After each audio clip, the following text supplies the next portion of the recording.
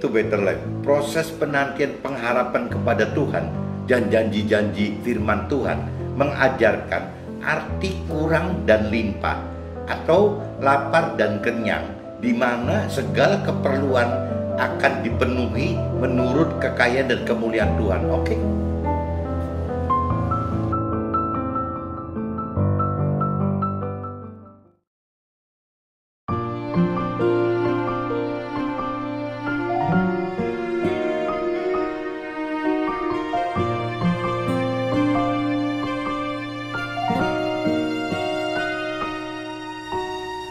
Bila ku angkat tanganku menyerah,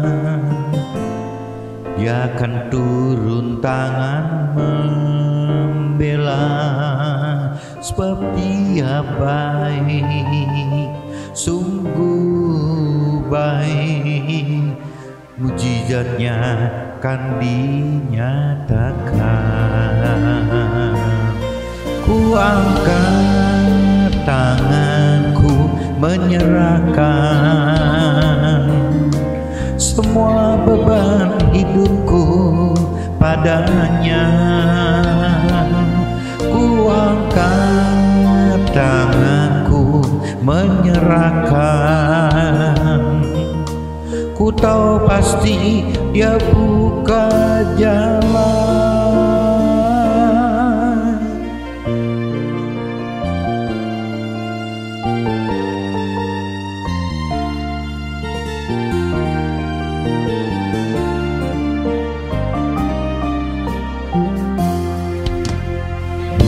Ku angkat tanganku menyerah,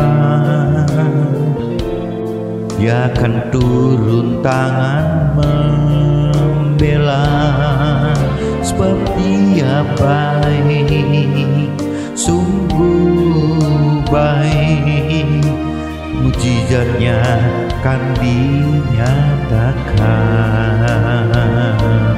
Ku angkat tanganku menyerahkan semua beban hidupku padanya. Ku angkat tangan menyerahkan. Ku tahu pasti Dia buka jalan. Ku angkat tanganku menyerahkan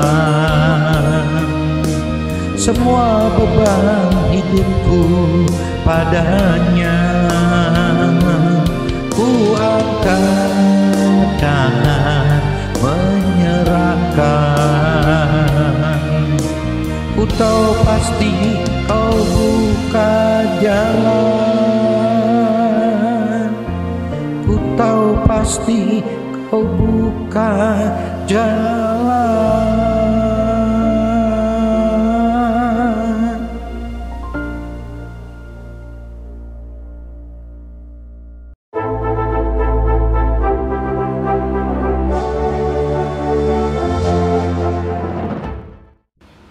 Jumpa kembali di MDT Journey Inspiration of Life. Pagi ini saya coba mau sharingkan dengan tema ada kebimbangan iman saat melihat orang yakin percaya Tuhan tapi duniawi gitu. Jadi bukanlah hal yang apa ya, yang satu hal yang umum gitu. Apabila kita melihat orang-orang yang punya keyakinan percaya Tuhan, orang-orang yang yakin akan kenal Tuhan, tapi dalam praktek keseharian hidupnya tetap seperti orang duniawi yang memang tidak mengenal Tuhan gitu. Jadi kadang-kadang kita yang sedang belajar bagaimana mau lebih percaya Tuhan, bagaimana mau lebih mengenal, bagaimana mau lebih mengerti, bagaimana lebih berani untuk melakukan firman Tuhan, kadang-kadang jadi bimbang sendiri dia bilang, ngelihat kanan kiri kok majority orang yang punya keyakinan percaya Tuhan, orang yang kenal Tuhan, tapi tidak beda dengan tingkah laku orang-orang dunia. Nah ini malah satu pembelajaran buat kita, diri kita sendiri. Bukannya kita harus mengkritik teman-teman yang seperti itu gitu. Justru mestinya kita koreksi diri bahwa kita jangan sampai terjerembab seperti itu gitu. Nah, memang yang agak buat bimbang itu karena majority teman-teman, majority orang-orang yang mengaku percaya Tuhan dan mengaku mengenal Tuhan, tapi seperti ulahnya, tingkah lakunya seperti orang dunia, plus orang dunia itu lebih banyak teman-teman dibanding minoritas orang yang mau benar-benar hidup dengan berpengharapan ya dan beriman gitu, yang menunggu apa yang Tuhan janji-janjikan bagi kita, apa yang Tuhan rancang dengan bagi kita. Jadi hari ini pagi ini saya cuma mau sharingkan, jadi ada kebimbangan iman saat melihat orang yakin percaya Tuhan tapi duniawi gitu. Temanya itu. Nah, ini saya coba baca teman-teman di impresi di kitab Markus dulu teman-teman. Kitab Markus pasal 2, coba teman-teman cari kitab Markus pasal 2, coba nyari ayat 1 sampai 12 teman-teman. Di sini judulnya orang lumpuh disembuhkan teman-teman. Kemudian sesudah lewat beberapa hari, waktu Yesus datang lagi ke Kapernaum, tersiar kabar bahwa ia ada di rumah. Maka datanglah orang-orang berkerumun sehingga tidak ada lagi tempat, bahkan dibuka pintu pun tidak. Sementara Yesus memberitakan firman kepada mereka gitu.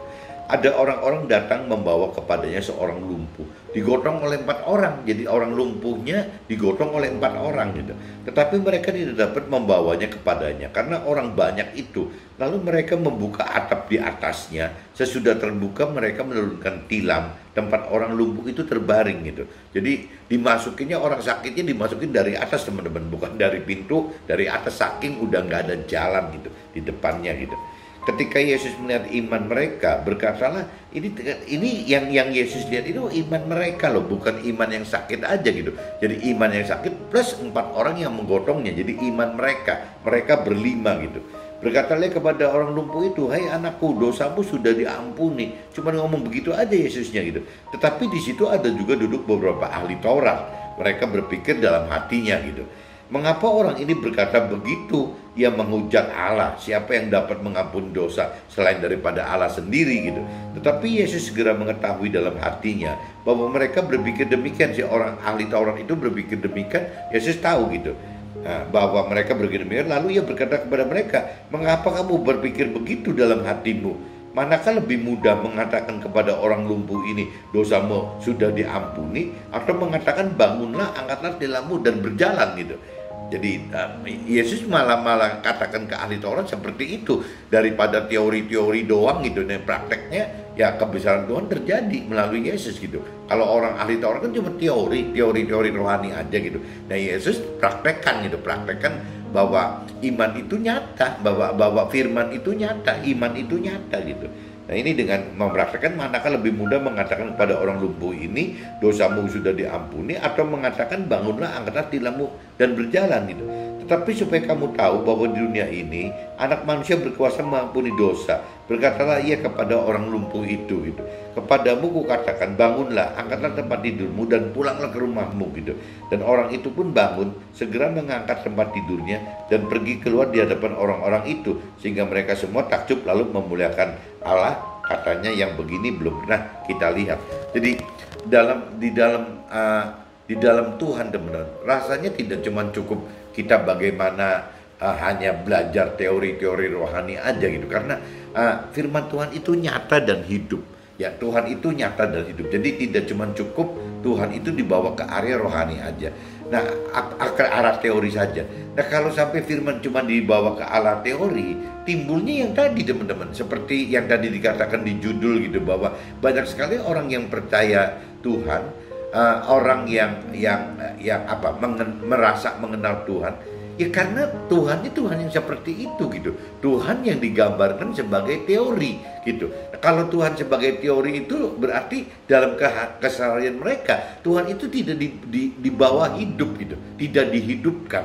Nah, ini yang akhirnya Tuhan itu menjadi cuman kayak simbolis saja gitu. Jadi cuman seperti satu maskot aja gitu. Sebenarnya kan bukan gitu. Tuhan inginkan kita ini hidup bersama Tuhan gitu. Bagaimana caranya kita hidup bisa bersama Tuhan dalam keseharian kita. Nah, ini yang nggak terjadi teman-teman. Jadi kita mesti luruskan lagi bahwa kita tidak cuma cukup bagaimana meyakini bahwa kita percaya Tuhan, kita meyakini bahwa kita kenal Tuhan, tapi kita mesti mau teman-teman, mau benar-benar belajar mengenal gitu, mengenal Tuhan ini siapa, pribadi Tuhan ini siapa, dan firman Tuhan ini apa gitu, harus seperti itu.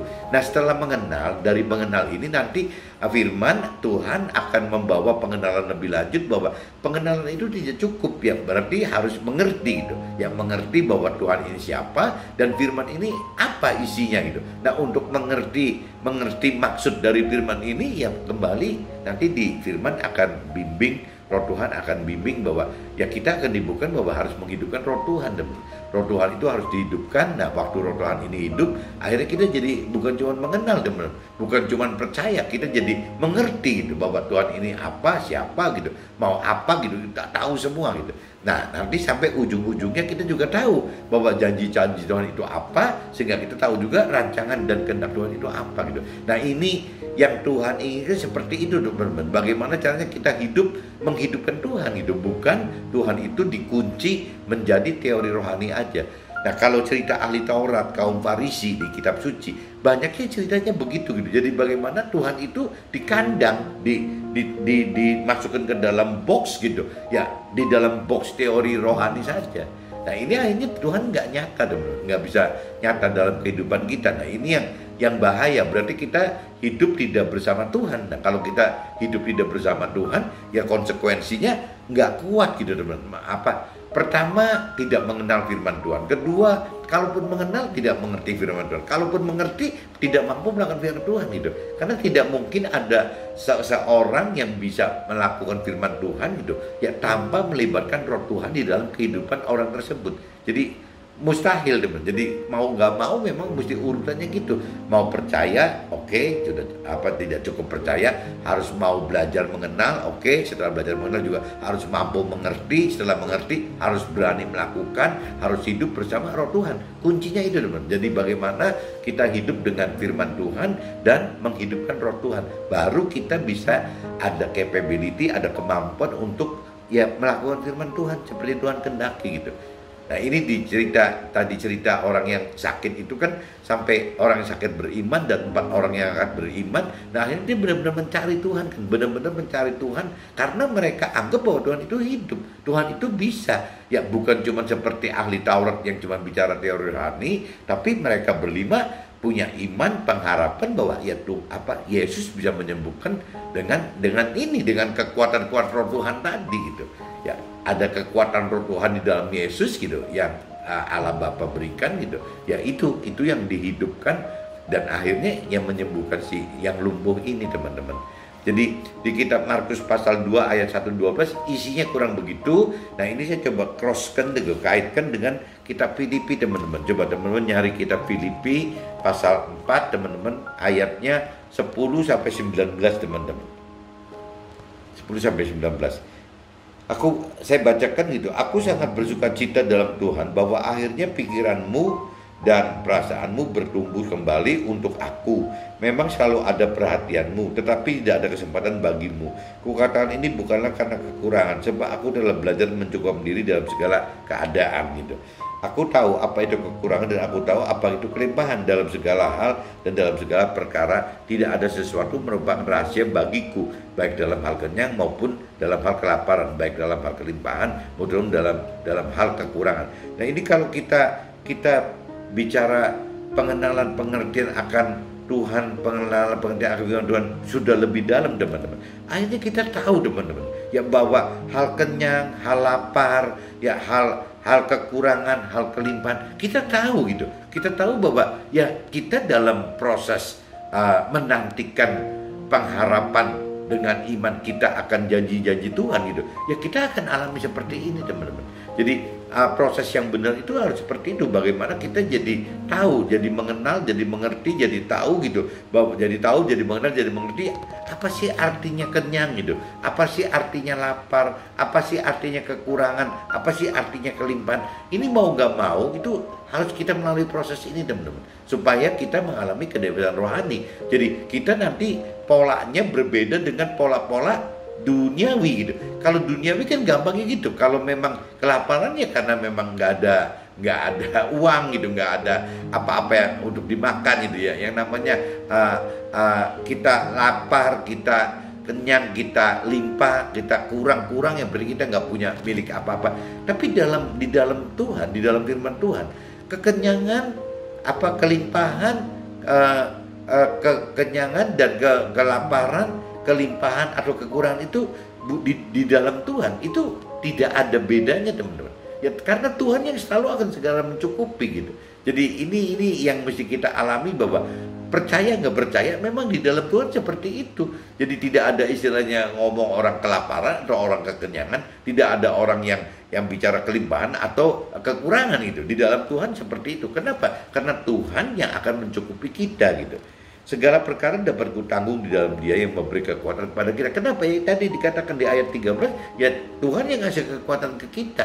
Yang lapar jadi tidak lapar, yang kurang jadi tidak kurang gitu. Namun baik juga perbuatanmu, bahwa kamu telah mengambil bagian dari kesalahanku. Jadi ceritanya ini jemaatnya mau berbaik hati gitu ya ke nabinya gitu. Kamu sendiri tahu juga orang-orang Filipi, pada waktu itu aku baru mulai mengabarkan Injil ketika aku berangkat dari Makedonia. Tidak ada satupun jemaat pun mengadakan perhitungan hutang dan piutang dengan aku selain daripada kamu. Karena itu di Tesalonika pun kamu telah 1-2 kali mengirimkan bantuan kepadaku. Tetapi yang kuutamakan bukanlah pemberian itu, melainkan buahnya yang makin memperbesar keuntunganmu. Kini aku telah menerima semua yang perlu daripadamu, malahan lebih daripada itu. Aku berkelimpahan karena aku telah menerima kirimanmu dari Epaphroditus, suatu persembahan yang harum, suatu korban yang disukai dan berkenan kepada Allah gitu. Allahku akan memenuhi segala keperluanmu menurut kekayaan dan kemuliaannya dalam Kristus Yesus. Nah ini yang dikatakan di ayat 19 ini, teman. Jadi apabila kita melakukan firman Tuhan, ya urusan lapar kenyang, urusan kurang atau limpah, itu Tuhan ikut bertanggung jawab, teman. Tuhan ikut memenuhi segala keperluan kita, seperti ditekankan di ayat 19. Allahku akan memenuhi segala keperluanmu menurut kekayaan dan kemuliaannya dari Kristus Yesus. Nah ini bagi orang-orang dunia itu kan dianggap aneh, teman-teman.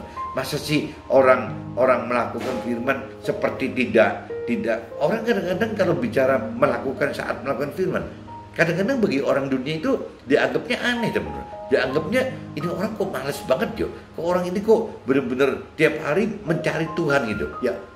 Tidak sampai berkeringat darah, bagaimana kerja mati-matian 24 jam tanpa tidur, kalau perlu tanpa makan, tanpa mandi, tanpa segala macam gitu. Tapi orang ikut Tuhan bukan begitu, teman-teman. Jadi ya kerja biasa aja gitu ya, memang standar kerjanya harus bagaimana gitu.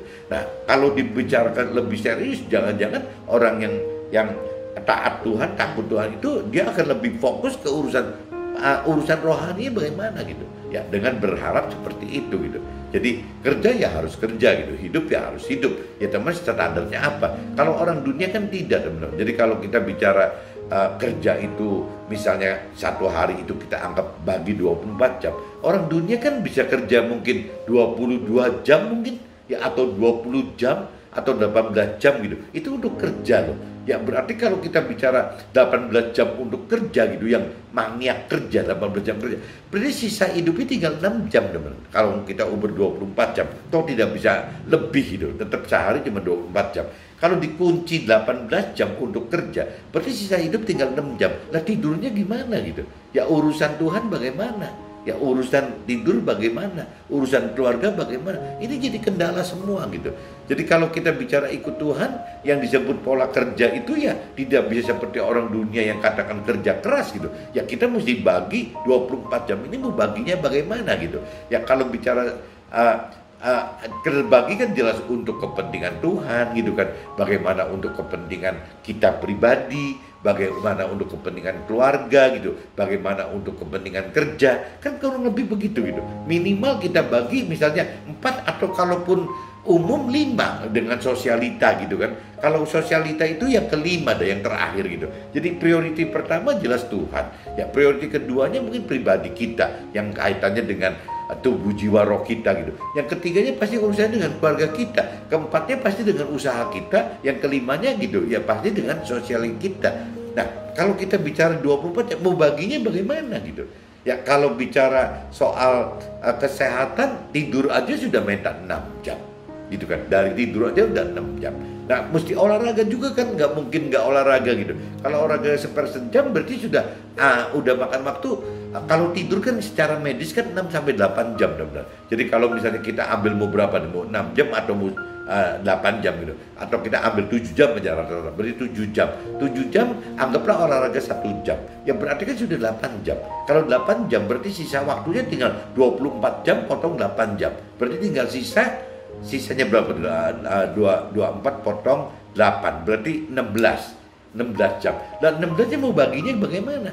Ya, untuk kerjanya, ya kalau kerjanya misalnya rata-rata misalnya normal itu 8 jam, anggap 10 jam aja. Ya berarti sudah berapa? Ya berarti udah kepotong lagi ya. Waktu tidur dan olahraga, makan waktu 7 jam, 8 jam, 8 jam ditambah untuk kerjanya misalnya 8 jam lagi. Ya berarti udah 16 jam. Dan sisa berarti tinggal sisa 8 jam. 8 jam sisanya untuk bagaimana? Ya untuk Tuhan berapa, untuk keluarga berapa, untuk sosial berapa. Nah ini kadang-kadang yang harusnya kan kita kalau bicara bicara dengan pola-pola hidup total gitu. Kita hidup urusan kepentingan duniawi dan rohani. Ya kita kan mesti hitung semua teman-teman. Nggak bisa semua ditumplak blek sama orang dunia yang untuk kerja sudah, jadi nggak bisa apa-apa gitu.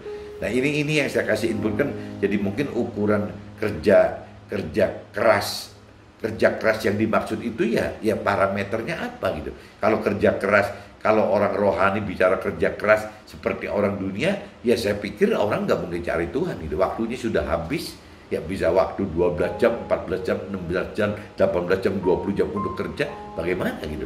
Bagaimana seorang rohaniawan atau mentor rohani katakan harus kerja keras? Kalau menurut saya seperti itu gitu. Mungkin si mentor rohani belum pernah duduk di sekuler sehingga tidak ngerasa bahwa orang dunia kalau dikatakan harus kerja keras, ya dia akan kerja seperti itu gitu.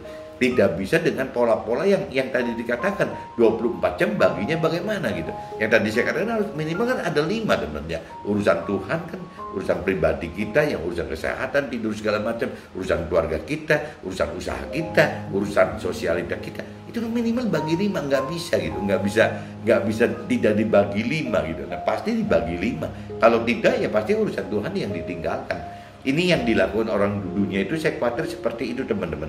Jadi kembali lagi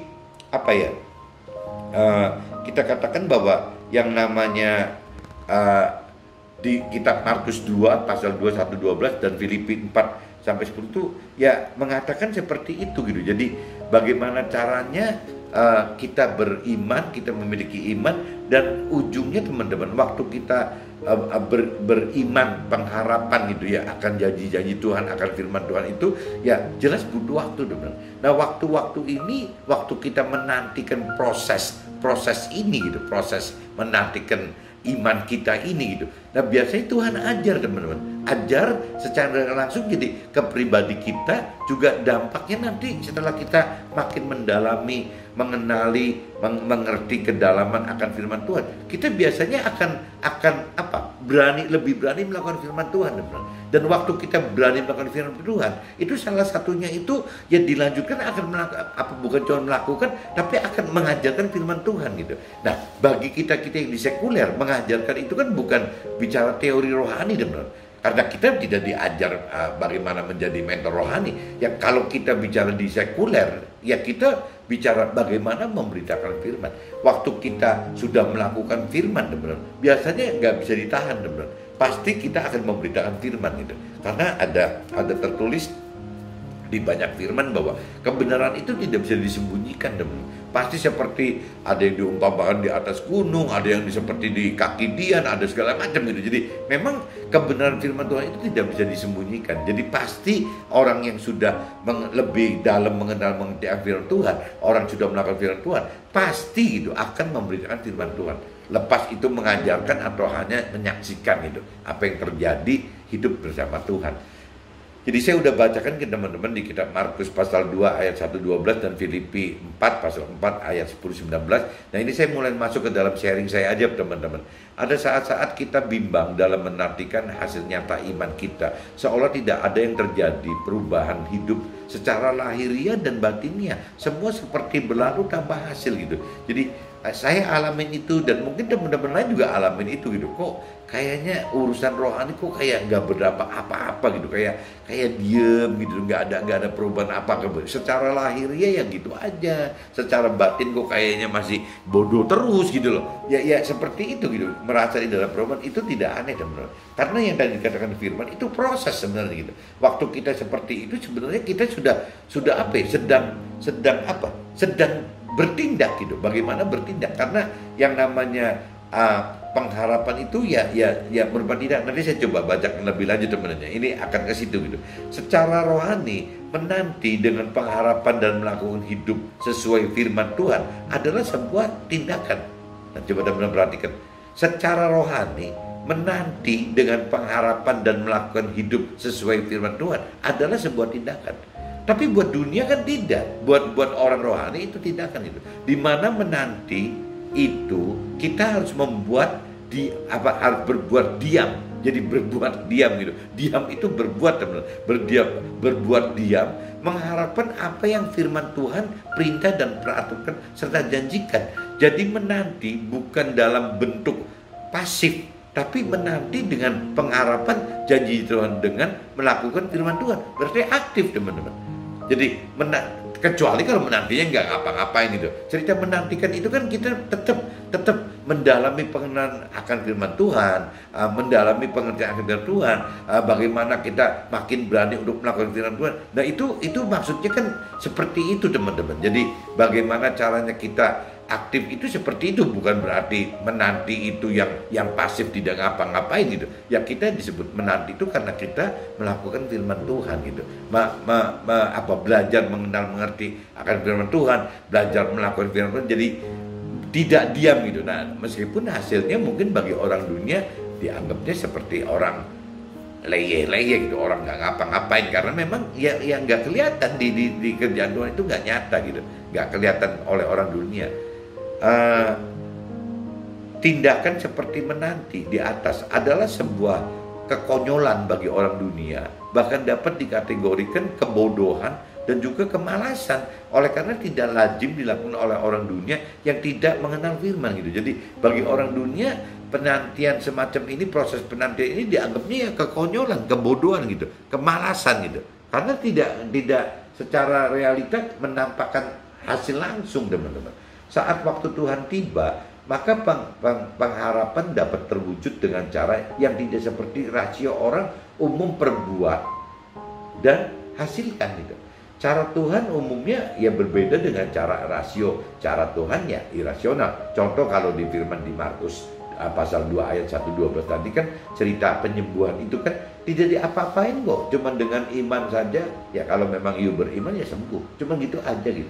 Tapi kalau bicara ahli Taurat kan nggak mungkin mikir begitu gitu. Orang dunia nggak mikir seperti itu. Pasti dikasih ini, kasih itu, dikerjain ini itu gitu. Tapi dalam kondisi cara-cara rohani ya biasanya irasional. Caranya seperti itu gitu. Nah ini yang terjadi seperti itu. Nah dalam proses penantian Tuhan ajarkan kita tentang kekurangan dan kelimpahan dalam segala hal dan perkara gitu. Baik dalam hal kenyang maupun kelaparan, ternyata segala perkara dapat kita tanggung di dalam Tuhan yang memberi kita kekuatan hadapi dan lewatinya gitu. Jadi waktu kalau kita melakukan firman Tuhan, berarti kan Tuhan sudah ada bareng kita teman-teman. Nah waktu kita tidak menyimpang dari perintah peraturan Tuhan, kita melakukan firman Tuhan, ya pasti Tuhan bertanggung jawab gitu. Tuhan bertanggung jawab bersama kita, ya terus kan akan bisa mengalami itu, menghadapi itu, melewati itu gitu. Nah sehingga waktu kita bisa menghadapi itu, melewati itu, ya otomatis proses iman kita naik teman-teman.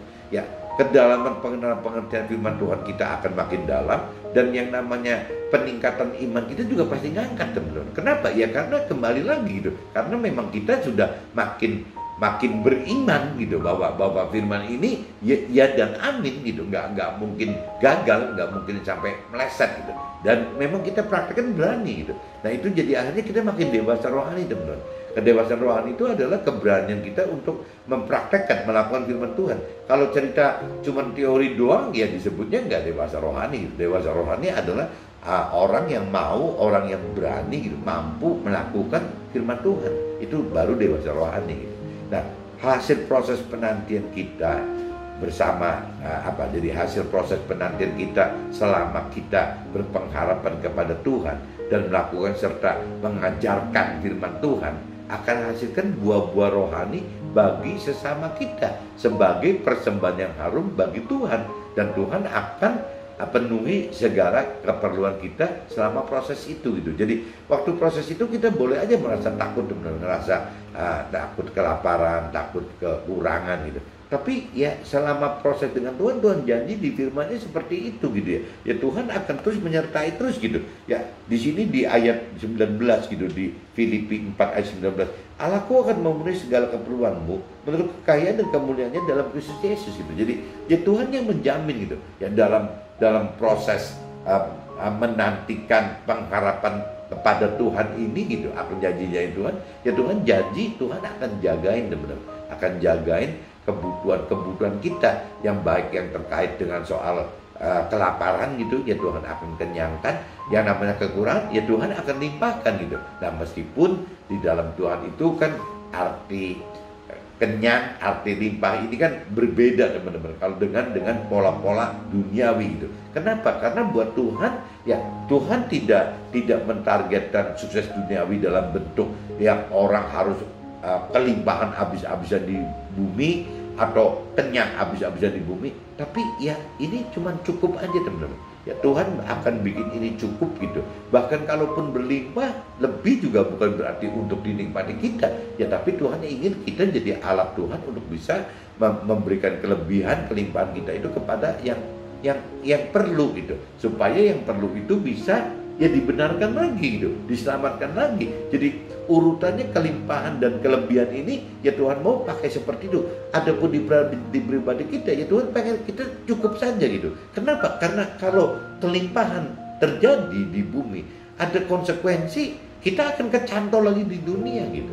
Ya kita akan memberhalakan kelimpahan itu atau kelebihan itu jadi ikatan, jadi ikatan buat kita tidak bisa meninggalkan dunia dengan baik gitu. Nah sedangkan Tuhan pengen kan yang namanya satu saat kita harus meninggalkan dunia ini untuk masuk ke dalam alam akhirat. Nah proses di dunia ini yang Tuhan pakai untuk bagaimana kita bisa berproses gitu, berproses untuk bisa benar-benar masuk ke dalam rancangan dan kehendak Tuhan di alam akhirat, masuk ke dalam jadi keselamatan yang kekal gitu, keselamatan kekal di dalam sorga. Nah untuk bisa selamat kekal di dalam sorga ya harus berani melakukan firman Tuhan gitu. Nah cuman beberapa firman katakan kalau kita sudah memang dalam gitu urusan firman Tuhan, ya udah lebih mengerti firman Tuhan dan kita sudah berani lebih banyak melakukan firman Tuhan, ya Tuhan harapkan kan kita cuma jangan melakukan firman Tuhan juga, kita harus bisa mengajarkan firman Tuhan. Nah waktu kita mengajar firman Tuhan, kita bukan cuma masuk ke dalam surga teman-teman, tapi kita masuk ke dalam surga dan juga kita masuk ke dalam pemerintahan Tuhan di dalam surga tadi gitu. Nah, kalau kita hanya melakukan firman Tuhan, jangan-jangan cuma masuk ke dalam surga gitu. Tapi kalau kita melakukan firman Tuhan dan juga mengajarkan firman Tuhan dengan cara ya memberitakan firman Tuhan dengan posisi kita sekarang kan, kalau kita di sekuler ya atau di pengusaha atau karir ya kita bicara bagaimana caranya kita menyaksikan hidup kita bersama Tuhan kepada sesama kita sehingga sesama kita lebih gampang nerima. Karena yang mengatakan begini bukan mentor rohani, yang mengatakan gini adalah teman-teman yang seprofesi kan, pengusaha ketemu pengusaha, orang karir ketemu orang karir.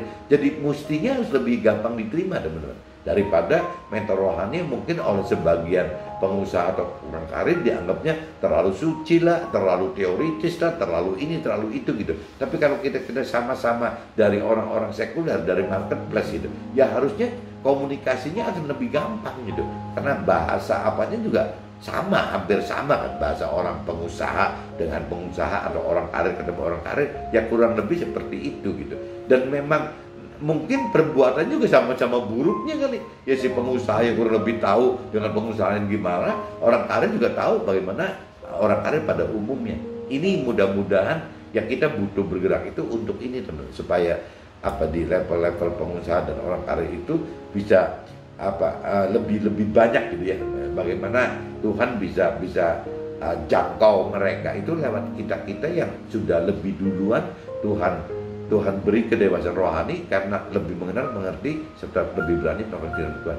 Jadi kuncinya itu teman-teman. Jadi jangan khawatir kalau dalam menghadapi proses berkembang gitu kedewasaan rohani, ya kita akan selalu ada kebimbangan iman teman-teman. Kebimbangan iman. Apalagi apabila kita melihat teman-teman kita, keluarga kita dan teman-teman kita gitu yang banyaknya seperti tadi. Ya ada yang kalau cerita orang dunia ceritanya lain dah. Yang kita kadang-kadang bikin bimbang itu kan orang yang benar-benar aktif sekali di liturginya, di aktiviti tempat ibadahnya, sebagai anggota majelisnya gitu. Ya aktif sekali, tapi ya seperti orang dunia gitu. Nah ini yang kadang-kadang bikin kita bingung gitu. Ya apalagi kalau sukses gitu. Ya udah begitu sukses, makin bingung lagi. Dan sebenarnya buat mereka itu makin kasihan teman-teman. Makin sukses makin sulit gitu, makin kecil peluang dia untuk bisa benar-benar ngikutin apa yang Tuhan inginkan. Seperti firman katakan orang kaya susah masuk surga kan begitu gitu. Karena dengan kekayaan itu justru malah menjadi batu sandungan udah bisa masuk mencari kebenaran yang Tuhan inginkan gitu. Ini ceritanya begitu teman. Mudah-mudahan kebimbangan yang saya juga pernah rasakan dan mungkin sampai ini hari juga saya rasakan teman-teman, bukan tidak rasakan, ada tetap merasa khawatir apa iya Tuhan akan penuhi segala keperluan saya gitu. Itu aja masih tanda tanya kadang-kadang, tapi ya saya harus sharingkan apa adanya seperti ini. Nanti hasilnya bagaimana ya next vlog saya akan cerita apa saya berhasil melewati itu atau saya malah gagal, saya nggak ngerti gitu. Ya mudah-mudahan sharing saya bisa ada gunanya, dan apabila ada gunanya coba teman-teman sharingkan ke yang lain. Oke, see you, bye-bye.